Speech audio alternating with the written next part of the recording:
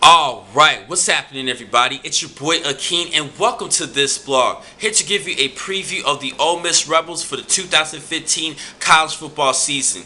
Now, Hugh Freeze led this team to a 9-4 record and he is entering his fourth season. Believe it or not, each year of his years at Ole Miss, they actually have increased in the wins column, and I think they can do the same this year, but they do have some areas that they have to fill out. Now, starting with the quarterback position, there is a race between Chad Kelly, Devontae Kincaid, as well as Ryan Buchanan. And I think that sophomore Ryan Buchanan will get that starting nod at the beginning of the season. I think he just has a little bit of a leap over the two remaining players. Now, sticking with the offensive side, they do have a first-team All-SEC performer and offensive tackle, Jeremy Tunsil. He should make first-team All-SEC this upcoming season.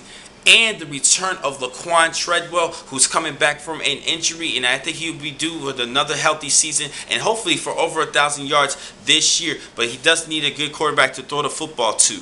Now, as far as the running back position, they have some couple of good, decent speedsters in Jalen Walton as well as Jordan Wilkins. But they're going to have to do a better job running the football and actually gaining more yards to put pressure off the young quarterback who is going to step it up this season.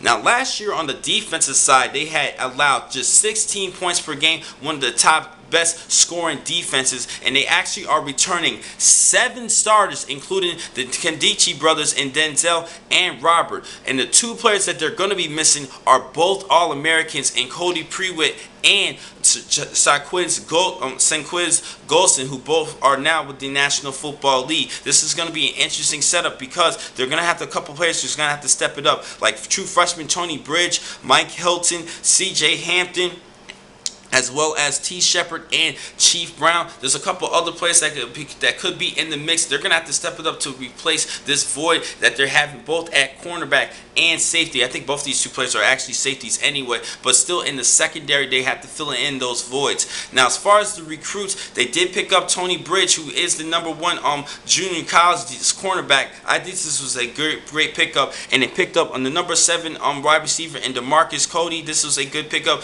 DJ Jones, the #1 defensive tackle coming out of junior college. This was an excellent pickup as well, even though Robert Kandichi does fill in the void in the defensive tackle position already for the Rebels defense. Now, overall, this upcoming year, I think this is going to be an interesting season in the SEC West Division, as I mentioned before in my previous blogs. But this year for the Ole Miss Rebels, I think they're going to go also 9-3. This is going to be a tough race between Ole Miss, Mississippi State, Alabama, Auburn, and even Arkansas in the SEC West Division. But I have Ole Miss going 9-3 and possibly making it to the SEC Championship. Now, the next time I'm going to catch you guys will be in just a couple of minutes. I have more blogs for you for today. Thank you for watching this blog. I'm your man, Akeen McCall. Be easy.